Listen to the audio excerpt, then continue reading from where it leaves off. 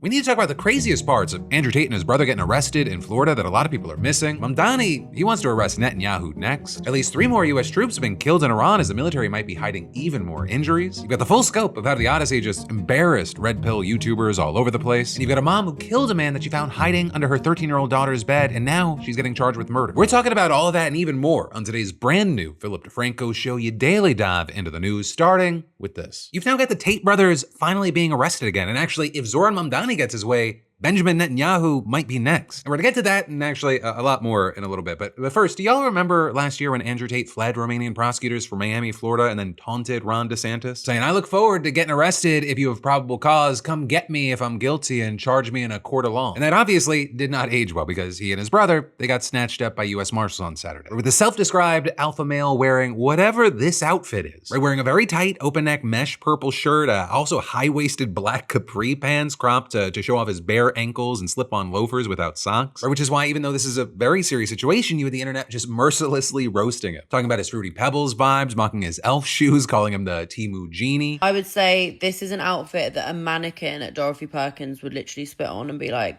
please do not put me in that. I also just want to say, Andrew Tate, as if you haven't tried enough to really fuck women up, you've now managed to ruin capri pants for us in the middle of summer. Thank you so much. Some saying he was arrested wearing Doris Day clam digger slacks and a kicky purple blouse. Another used AI to insert Tate into a scene from The Office where Michael Scott accidentally came to work wearing a women's suit from a thrift bin. But as far as the serious stuff, the Tate brothers were being arrested for a bunch of charges, some old, some new. You get the old rape, human trafficking, and sexual assault charges in Britain, and now you've got the UK saying that because of new evidence related to 4 more victims, they're adding new ones. And so for Andrew Tate, there are 7 counts of rape, 3 counts of sex trafficking, and 3 counts of assault, and 19 more charges related to sexual images of children and extreme pornography. And then for Tristan, it's 2 new counts of rape, 1 count of sexual assault, and 3 counts of sex trafficking. And so taken together, they now face a total of 59 charges involving 7 alleged victims, and that's just in Britain. Because you also have them being investigated in Romania, where they were jailed for 3 months a few years ago on similar charges, with that case ultimately getting bungled on procedural grounds. But also a thing that a lot of people don't realize is that prosecutors there are trying for a redo, alleging that the brothers coerced dozens of women and that Andrew raped a 15-year-old girl, and as part of that, they were barred from leaving the country. But then, of course, last year, the travel restriction was lifted, and that apparently in no small part because of pressure from Washington. They've long had friends in Don Trump Jr., Barron Trump, and several supporters inside of the Trump administration. And even the New York Times even reporting that Andrew Tate texted someone, "I had word from the Trump admin that they're on top of things." And then, the following month, you had prosecutors reportedly getting an order from the highest levels of the Romanian government, with the Tates then being free. And so they flew to Florida, and they've been partying there ever since, sometimes hopping over to Dubai or Russia as well. And in fact, the night that he was arrested, Andrew was supposed to be co-hosting a bare-knuckle boxing event in downtown Miami. Now, as far as the attorney for the Tates, you have Joseph McBride, who, just a fun fact, also represented January 6 rioters. And you had him coming out with a statement saying, "The world knows Andrew and Tristan Tate are innocent. Their enemies know it best of all. That is exactly why they have been attacked last night. The United Kingdom, a corrupt and fallen nation that jails its own citizens for tweets while ignoring rape gangs it found too inconvenient to prosecute, conjured up a wave of charges against the Tate brothers, saying this is not law enforcement, this is a political hit ordered by a dying empire that fears 2 free men with a microphone more than it fears actual criminals walking its streets." And later on in that same post, he makes what looks like a thinly veiled plea for the Trump administration to save them, saying, "Our understanding is that this arrest was green-lighted by a low-level functionary at the Department of Justice who never got approval from leadership." Think about it. 2 men who came to this country openly, lawfully, and peacefully were thrown in a cage on the say-so of a bureaucrat freelancing with the full force of American law enforcement. But for now, we don't know how this is going to play out. Right, first, a judge has to permit the extradition request from the UK. Then, Marco Rubio has to make it actually happen, and the Tates themselves can challenge that request. And while the Tates, they do have supporters who think they've been unfairly prosecuted, with those at one point including Tucker Carlson and Candace Owens. More recently, many of their allies have stopped publicly defending them. People like streamer Sneeko, for example, actually turned against them. At the time, I did believe it. I believed that they were innocent, but you look into it more, and you look into what the Loverboy method is, and you look into what that is. They literally said that they were recruiting women to pimp them out. This is how you do it. If you want a girl to fall in love with you so that you could traffic her, buy my course and I'll teach you how. So first, you make her fall in love with you. You have sex with her. Then you program her. Then you take her passport. Then she's in love with you. Then you put her on OnlyFans. And in the meantime, you've had others like Megyn Kelly and Ben Shapiro stepping up their attacks. It was a gigantic mistake for so many people on the right to embrace Andrew Tate just because Andrew Tate was transgressive. There's this thing that has happened. I've talked about it a lot on the show, obviously. I've been talking about it for years. That if somebody is transgressive of leftist orthodoxies, it doesn't matter if they're a complete piece of crap. There's a willingness on the right to then give them extraordinary credibility even if they're pieces of crap. In fact, sometimes because they are pieces of crap. Like, the worse they are, so long as they're saying transgressive things, this is now taken as a sign that they ought to be part of the quote-unquote our team. And so you have members of the administration who are very close with the Tate brothers. But there is at least one public figure who is stuck by the Tate side through thick and thin, and that is Nick Fuentes. I don't support the pimp activities. I support what he says politically. And the reason why he is being persecuted has nothing to do with pornography. We have to just say it outright. It's all political. People like Jeffrey Epstein were tolerated. Andrew Tate is pushing political viewpoints for all the people that don't like him on this side that are more red-pilled than almost anybody else that is actually, strictly speaking, in politics. Tate was pushing criticism of the Jews in Israel, goes on major platforms like Nelk and others and criticizes the Jews in Israel and their power over the country. So yeah, the Tates have some friends, some enemies, a very uncertain future, but also, speaking on that last part, of Israel, right, I should mention another internationally wanted figure who might be facing arrest in the United States, and that is Benjamin Netanyahu. Because you've got the Israeli Prime Minister reportedly coming to New York this September for the UN General Assembly, but the mayor, he is not sure whether he's going to let him leave freely. I believe that Prime Minister Netanyahu belongs in The Hague. He's a war criminal who has been charged by the International Criminal Court. And what you will find is that is an opinion that is held by many purely because of what his actions have wrought over these last many years. I've also said that I will follow the laws that we have here in New York City, meaning that whatever the law allows me to do in New York City, that's what we will do, but we won't be writing our own laws to that end. What does the law allow you to do? That's an active conversation with our legal department in seeing what the prospects are we have here in our municipality. However, what we've seen at the national level is a desire sometimes to write your own laws, to go outside of the bounds of legality. That's not something we have an interest in. Right, those were Mamdani's comments to the New York Times, and they provoked, I'll say, quite an uproar. So you had some of the usual suspects like Eric Adams and John Fetterman ripping into the mayor. It's such a tough guy to say that kind of thing. He has no way to do that. Of course, obviously, America's not even part of that corrupt court. And so he's just a clown to even say that. So he won't try that. And I'll just sit down and focus on the problems that they have in New York. But then also, you had Rokana, who's typically more on Mamdani's side of the spectrum, including on Israel, seemingly not too hot about the mayor's remarks. He could come to the UN Assembly. The ICC and ICJ have a legal process. That case will go forward.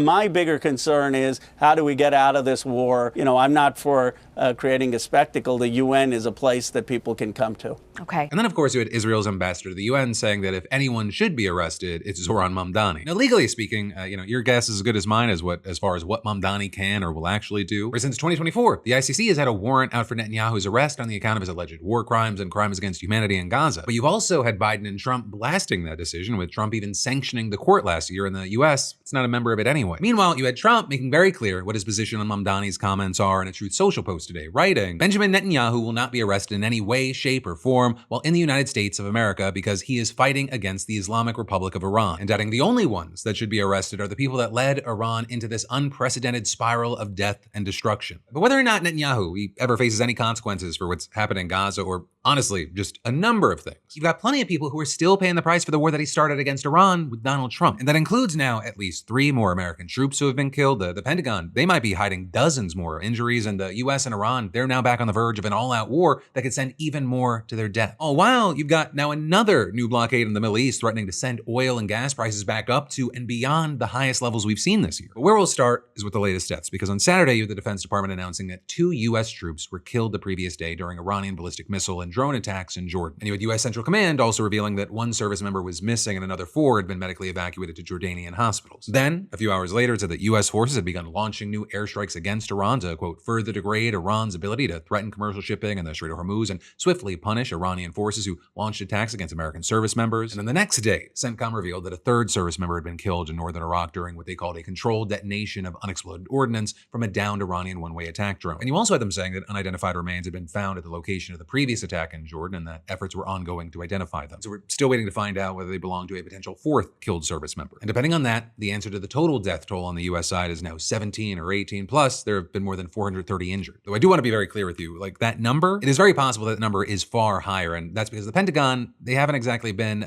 transparent. And with that, you had the New York Times reporting today that in the weeks leading up to Friday's deadly strikes, Iran actually carried out 3 other strikes that injured dozens of additional US service members and damaged several helicopters. And a strike at the same facility roughly a day before, for example, reportedly injured around 20. But the Pentagon, they never came clean about any of that. Now that said, you did have one official telling the Times that CENTCOM doesn't have to share information about injured troops, especially when they quickly return to duty. You also had another arguing that letting Iran know whether its attacks were effective, that could potentially help it be more accurate and deadly with subsequent strikes. And ultimately, there may be a real balance to strike between what's known as operational security and the government's obligation to let the public know how the war is going. But you also have the situation where it is very hard to argue that the current administration is striking that balance. In fact, you have it seeming like the White House has all but given up on keeping the public informed. There hasn't been a major Pentagon briefing on the war since early May. Though also to be clear, even when we were getting those, they still fell far short of the standards that were set in the past. During the first 5 weeks of the 2003 Iraq War, for example, the Pentagon held more than 30 press briefings. But during the first 6 weeks of this current war, the Pentagon held only 8 press briefings, which is especially wild for an administration filled with people that love to get on camera. And actually with that, lately you've had Defense Secretary Pete Hegseth seemingly just busier with efforts to boost testosterone levels in troops and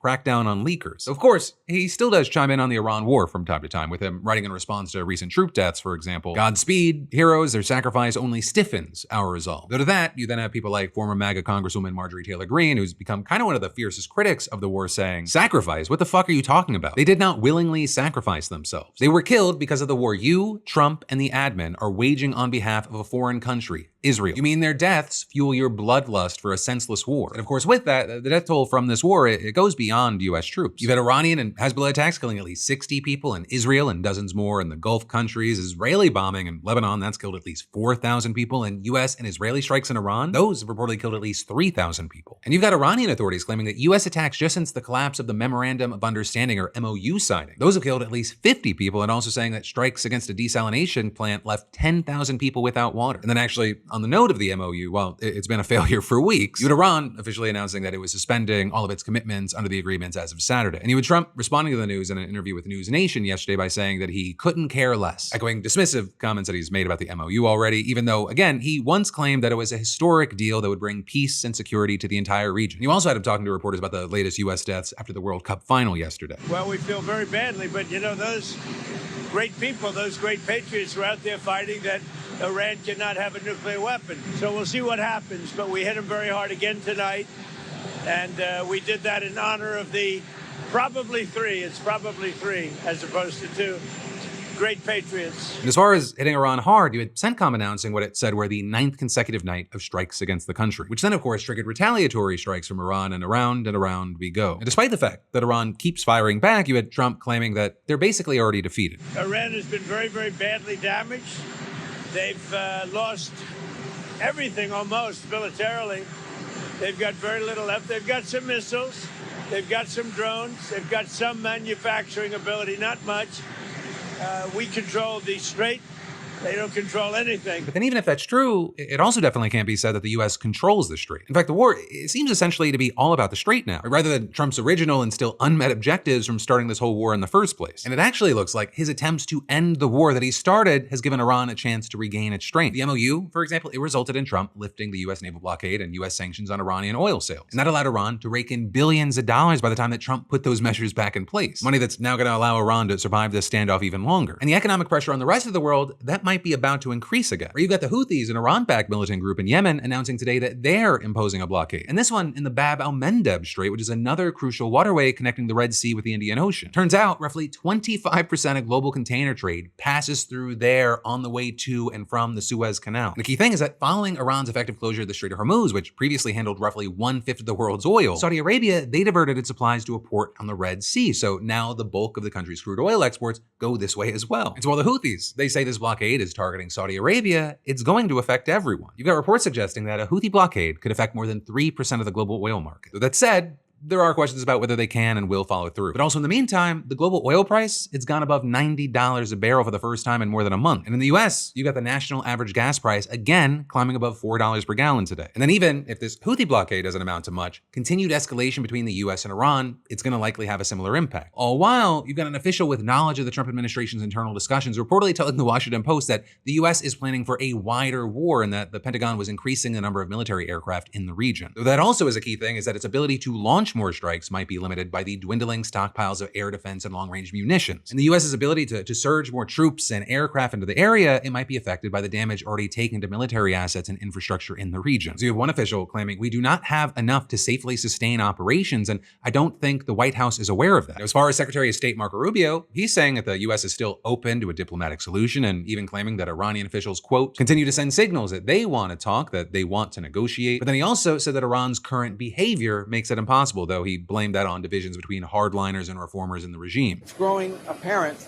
that even within their own system, there's a growing split between those that understand that their economy is in shambles and they need to do something, or they're going to be in a lot of trouble very soon, economically and domestically, and others who are very militant in their view of life and in their view of the world and continue to launch missiles. And what appears that there is some truth to that. What is also worth noting is that reports suggest that the hardliners, they're gaining support. Something, again, another key thing that experts and analysts predicted might happen from the very beginning of this war. And generally, it seems like almost every way that these experts and analysts predicted that this war could be a disaster, it has been coming true, just on a very weird timeline because of the way this administration has been working it. And then there's more we're going to dive into in just a minute, but first, let me thank a sponsor and say, calling a doctor's office, it shouldn't feel like you're trying to cancel cable in 2009. You call, you get put on hold, you leave a voicemail, you miss the callback, and suddenly you're avoiding the appointment for another 6 months, and that feels completely reasonable. But y'all, your health, it matters. And so I want to say a big thank you to Zocdoc for sponsoring today's show. But I actually use Zocdoc, and I like that it lets you search and compare local in-network doctors, and so instead of playing phone tag, I can just search by location and insurance and then compare the options all in one place. And they have more than 150,000 providers across over 200 specialties in all 50 states. You can browse detailed doctor profiles and reviews from real patients and then decide which provider best fits your needs. You see actual appointment openings and instantly book online. No hold music, no awkward voicemail, and no repeating your date of birth at full volume in public. Appointments, those usually happen within 24 to 72 hours, and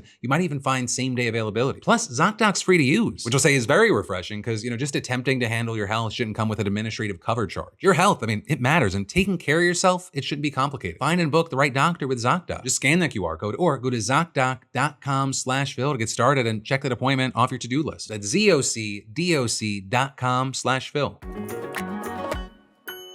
But then diving right back into the news, we've got to talk about the Odyssey because, of course, last week you had a lot of right-wingers saying this. It's going to bomb. It's going to be a nightmare. Nobody's going to go see this woke movie, and it's going to be a box office bust, and they're going to make zero money on it. And it turns out they were right about nothing. The Odyssey crushed. It broke box office records by making over $260 million worldwide in just its opening weekend. It's Christopher Nolan's biggest debut ever. In fact, it overperformed studio expectations. In fact, so much so, seemingly people that were inside of this, this outrage bubble around this movie were like, wait a second, why were the actors so prominent in the advertising for this film? Showing Elliot Page and Lupita Nyong'o's screen time, clocking in at 5.5 minutes and just a little over 3.5 minutes. And the obvious answer that a lot of these people didn't realize is they really weren't overly thrown out there. It was all the culture warrior chuds trying to get people riled up, get views from stuff that were like, look at these people making an issue out of a non-issue. And in fact, now that the movie's out, you even have people like Ben Shapiro conceding that it's a masterpiece. And you can just find video after video showing people waiting in these massive lines, some saying they've already gone multiple times or went to showtimes at 2 o'clock in the morning because they were the only IMAX screenings with any seats left. You even had IMAX's CEO saying, when we look at our pre-sales for the next 5 weeks, we've sold out shows in IMAX film in week 5 for a lot of theaters, so this thing is going to play. And part of the reason there has been such a demand for this movie is the format. The Odyssey is the first feature film that's been shot entirely on IMAX cameras. And so with that, you had places like Wired saying, despite the best efforts of some of the world's worst people, you can't just quell the basic human desire to see big-name actors on enormous screens battling enormous monsters and bedding down with witches. You can downvote a trailer, but you cannot downvote the dreams of the larger movie-going public. You also had the likes of Vanity Fair arguing that its success breaks the go woke, go broke myth. Though there, it feels like everything's on a repetitive cycle. When the movie bombs, people go, oh, it proves it. When it doesn't bomb, people go, up. it proves it's not true. Meanwhile, there are often numerous reasons why a movie will succeed or fail. But what I will say is I did agree with the article that most normal people are not terminally online, and they were likely, quote, unaware of this manufactured controversy, and even if they have heard about it, they certainly aren't letting it influence their viewing habits. But also I will say, looking at the kind of bigger picture, this summer might be the best summer box office since 2019, or before you had the pandemic really interrupting moviegoing and setting the industry back. And while obviously you have a lot of people pointing to the Odyssey, these massive pre-sales, the IMAX demand, it's also been propped up by other movies like Toy Story 5 and unexpected horror hits like Obsession and Backrooms. And it's also not over. Later this summer, you got Spider-Man, which is very likely going to be successful. And so overall, 2026 could be the first year since COVID that the box office crosses $10 billion. And so you've got people wondering, is this an outlier or the beginning of a much more positive trend? Right? Because as far as the industry, it kind of hit its peak in the 2010s when constant blockbusters brought ticket sales above $11 billion for 5 years straight. What I will say is this is a step in the right direction for them. And you had the chief revenue officer of a cinema chain telling the Wall Street Journal, we went through 5 years of pain. Now we're up huge. And so there's a lot of hope, there's a lot of excitement, people going, how do we keep this trend going? And well, there, you've got places like the Journal noting that the studios are just releasing more movies across different genres for different audiences, so that brings more chances for success. And right, those fears that the younger generations, they'd kind of just shun movie theaters forever, that's starting to kind of die down as they're actually driving the rebound. You've got both Gen Z and millennials going to the cinema at higher rates than Gen X and baby boomers. And one of the interesting things they saw with Gen Z is, while yes, you have a lot of people complaining about just how expensive it is to go to the movies, it still ends up being just way cheaper than another night out with going to concerts, bars and clubs and stuff like that. All while Gen Z largely isn't as big into drinking. And there ends up being kind of the social element to it because, it's an opportunity to turn off your phone, hang out with real people in real life and get away from the internet. But with all that said, we'll see if this trend continues. And in the meantime, if you saw the Odyssey, what are your thoughts? I personally saw it over the weekend in a IMAX. I loved it. I'm gonna try to book another screening in the next 2 weeks to actually see it in 70mm IMAX. But I thought it was pretty great, pretty fantastic. I've had some friends that agree, some disagree. I was talking earlier this week with someone that was like, I give it a 6 out of 10. And a big thing there is like, that's fine to me, right? Entertainment is subjective. It's the people pre-hating off a culture war BS that ends up like not even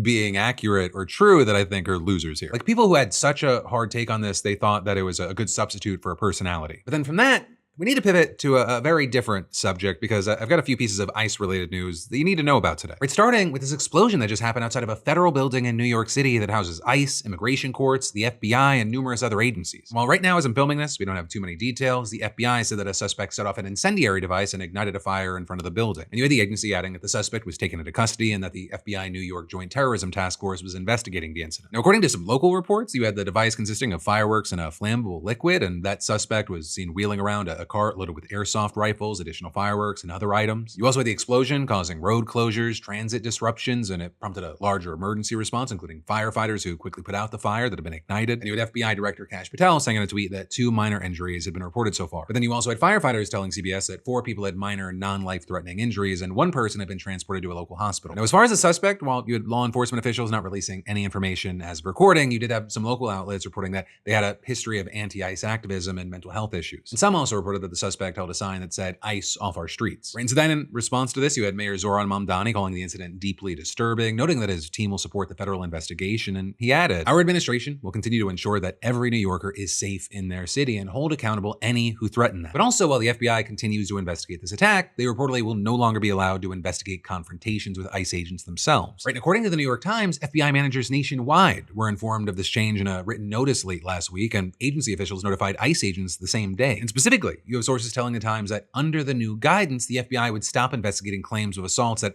are actually made against the ICE agents themselves. Instead, you'd have those cases likely being investigated by Homeland Security Investigations, or HSI, which is literally just an arm of ICE, effectively making it so that the agency will just be allowed to investigate itself whenever one of its agents claims they were assaulted. And so it just seems like not only an absolutely massive decision, but an insane one for a few different reasons. First of all, cases that involve alleged assault on ICE officers have been an enormous source of tension with both the public at large and inside federal law enforcement agencies themselves. You've got the White House and Trump's DOJ pressuring prosecutors to bring as many charges as possible against anti-ICE protesters and anyone else who gets in their way. And you've had the administration specifically using a federal law that says that felony charges can be brought against anyone who, quote, forcibly assaults, resists, opposes, impedes, intimidates, or interferes with a federal law enforcement agent. With Trump officials claiming that under that law, anyone who makes physical contact with an officer should be charged with felony assault. But also, many of those cases have just fallen apart. But according to a recent analysis by the Times, nearly half of the 400 assault cases that have been resolved have resulted in charges being tossed lost or withdrawn or defendants being acquitted altogether. But also shifting the FBI's investigatory powers to the HSI, it can make it even easier for the administration to bring even more frivolous assault charges. Right? Because the HSI itself is an arm of ICE, it's a solid bet that it's going to want to be more aggressive in pursuing these cases. But then also there's an even bigger ulterior motive here, decreasing accountability for agents who themselves are implicated in violent encounters, including ones that are fatal. Right? Even though assault investigations are intended to determine whether ICE officers were attacked, they can also provide evidence that can be used against agents. And so, for example, when ICE agents fatally shot people in the past, you had the FBI being tasked with determining whether the officers were assaulted before they fired. And those investigations can be so valuable for future cases against the offending ICE agent, including civil rights probes or possible prosecutions. But here you got experts saying that shifting responsibility to HSI would leave this gap in holding ICE officials accountable. Right? For one, HSI is going to be less likely to bring charges against their own colleagues in ICE, but they also don't even have jurisdiction to investigate civil rights violations. And so as the New York Times explains, putting the change into practice would make it far less likely that shootings of unarmed people by ICE agents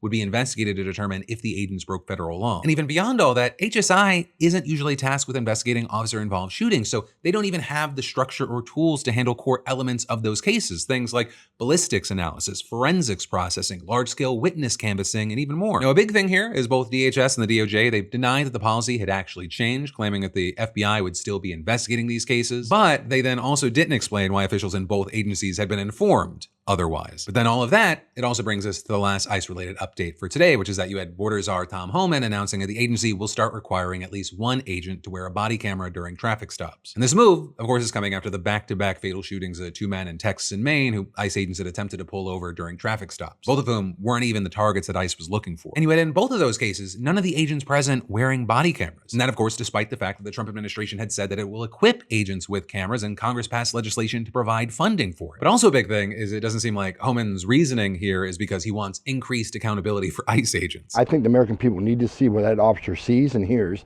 I think it's important. Yeah. And if you look at the data, body cameras actually exonerate agents more than they, provide evidence of wrongdoing. But hey, one, whatever gets these cameras on these ICE people. And two, even though it is a win to some degree, though that's because the bar is in hell, we'll then also have to wait and see in each of these incidents when the cameras are actually turned on or not. Right? Because that is an issue among many that we've seen elsewhere. But then from that, let's dive into the final block today, which is just cramming in more news you need to know as fast as possible. And first up, we've got to talk about how, that parasite that's given now over 5,000 people explosive, potentially life-threatening diarrhea? Well, last week, you had the FDA saying that Taylor Farms was to blame. We're now seeing them say there was a false positive, and that's gone wild on the internet, except that apparently only applies to the one specific shipment of lettuce sent for testing. And so now you're seeing them trying to clarify that Taylor Farms has still been implicated in the investigation, and the concern that led to their voluntary recall is still there. And while you have the FDA sending them an apology, that's only after the company had to do a national recall of its iceberg lettuce. And so it's only a question of which was hit bigger, their revenue or their reputation. And of course, it's not just one company. Taco Bell has been in the news a lot around this. They even had to remove some ingredients from their menu items and find new suppliers for them. And then also, of course, you've got the nationwide concern. You've got record numbers of Cyclospora in 30 different states. You've got this outbreak making a bad problem even worse. Right? Because Cyclospora numbers, they've actually been on the rise for years, stemming from a variety of different causes. But also the last big spike you had was back in 2019 with 4,700 cases reported nationwide, which is really wild because just in Michigan alone, right, one of the recent hotspots, they've reported more than 5,000 cases. And you've got more than 2,000 additional probable and suspected cases in other states. And well, luckily, there have been no deaths reported so far. In Michigan, they've had more than 100 hospitalizations with dozens more reported across the country. And now, unfortunately, with this FDA update, it feels like it's caused more chaos, or with some people saying this is a public health communications nightmare that'll be studied for a long time. And then finally today, you got this mom who's been charged with murder, except the guy that she killed, he was a man that she found hiding under her 13-year-old daughter's bed. Or you got Memphis police saying this woman's daughter snuck this man, 20-year-old Rodarius Morton, into the house around 1 a.m. through the back door. And at this point, you have the mom, Kendra Scott, not actually home, right? She's at work. But also, according to neighbors, there are other kids as young as 2 years old in the house while all this is happening. And then 30 minutes later, you have Scott showing up, and seemingly she just knows that he's in there. She's reportedly pounding on the front door saying, "Who's at my house?" She's holding the gun. And apparently Scott had warned her daughter before that if I see a boy in my house, I will put a hole in his ass. And